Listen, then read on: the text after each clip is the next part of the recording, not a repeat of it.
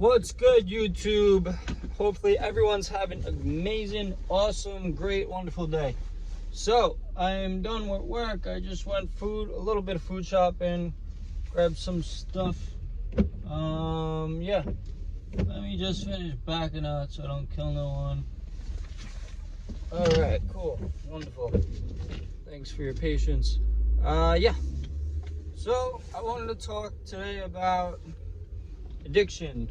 So it's kind of when my whole channel started, is I was struggling with quitting weed, which some might think like, oh, you know, you're weak for that, yada yada yada. Think whatever you want, it's fine. We all deal with some type of addiction in our life, whether it's smoking cigarettes, drinking alcohol, smoking weed, doing pills, coke, uppers, downers, sideways, all those great things. Yeah, we all struggle somewhere. It could be social media, swiping too much, getting stuck on shorts for like 2 hours a day, anything of the sorts.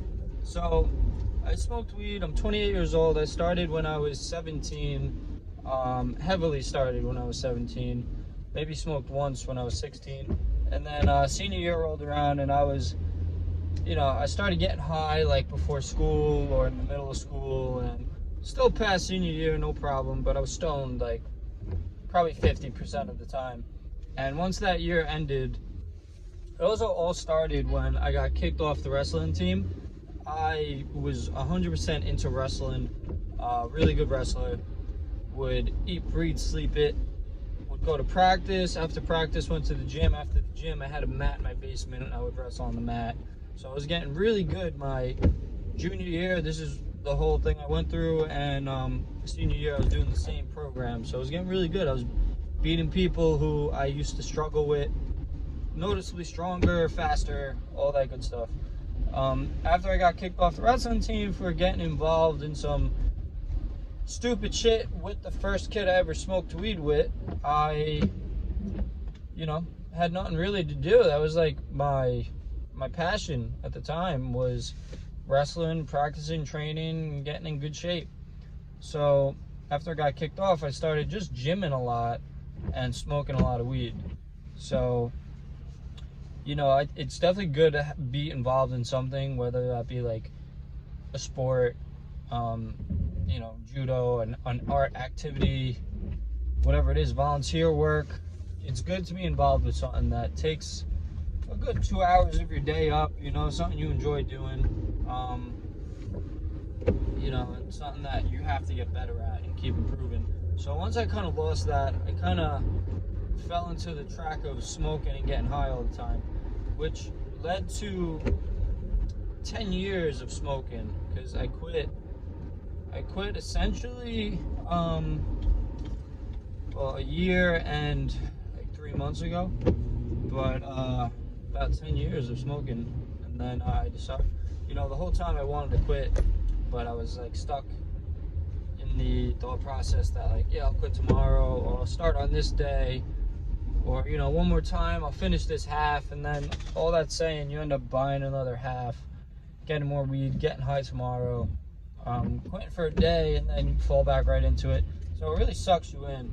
And I think the most addictive substance in the world is probably cigarettes. Because it's the most commonly used drug, it would be nicotine. And yeah, just by that fact, I'm sure there's actually stronger stuff out there, but just nicotine has the largest grab on people. You got young kids addicted to nicotine now, old people, just everyone. Vapors, regular smokers, even me, when I was smoking weed, I would use tobacco leaves, which I'm pretty sure had nicotine in them.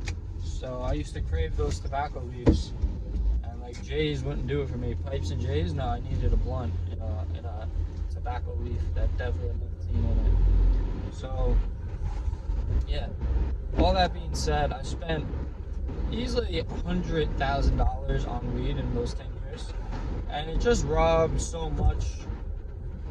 I hate sounding like a victim, but I'm really telling the story for anyone who currently smokes. Like, anyone who does smoke, their life would be better if they did it, hands down. At least 95% of them. people, they can't think about anything else. It's like, I gotta finish work so I can get high, or I need to use the bathroom so I can hit my pen. And it consumes their life. And you don't want your mind consumed with an uncontrollable thought, such as getting high, or, you know, getting drunk, whatever it is. So, you know, quitting weed and not being addicted to it no more opens up so much space in your mind to just be able to think and come up with new ideas. Because I used to always think about getting high. That was the main priority on my mind.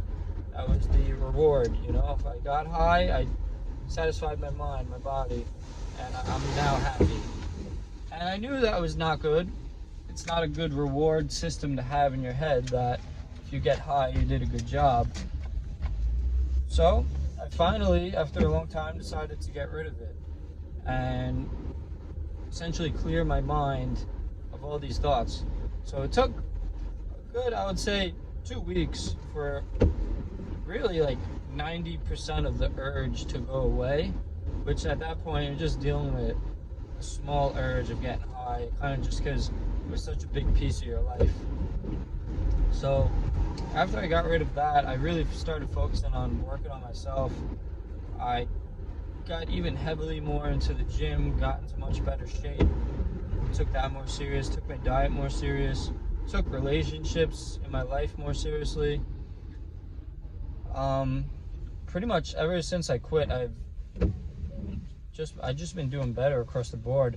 Amount of money I've saved, because I used to spend more than $1,000 a month on weed, which is a really nice car payment, lease involved, and insurance, and even filling it up. So just by quitting, I could pretty much drive whatever car I want. I choose to drive, this car cost me $1,000 and that's it. So I choose to drive this because really I wanted a nice car back in the day, because I would drive around and smoke in my car the whole time. So I wanted something nice to drive in. And now I just use my car to go to work. You know, I'm not using it to impress people, simply to get me from point A to point B. So I'm saving a lot of money by driving an inexpensive car, or what you could call a beater.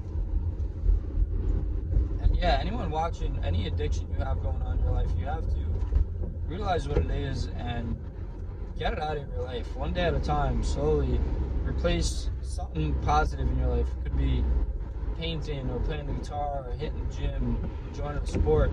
But you have to stop doing whatever you're addicted to. Because being addicted to something where it takes over your mind it's slavery. You're essentially in hell, because that's all that matters, is achieving that one thing. And that's not our purpose here on this planet, is to just get high. You know, it's to get high in other ways. Get high by having a great laugh with your friends, or eating a family dinner with your whole family and you're all laughing, having a great time, or accomplishing something. My big highs back in the day were like getting 4 or 5 sacks when I was playing football, or intercepting the ball, beating someone while wrestling. Amazing high. So anything along those lines that are healthy highs are the things you have to chase. Yeah, so the only things I'm currently addicted to, where, you know, I wouldn't say they take over my mind, but like YouTube shorts or like that short-term media, it doesn't take over my mind. It's not like I'm thinking about it at all throughout the day, but once I get on it and I start swiping, it's a very easy loop that just keeps you in.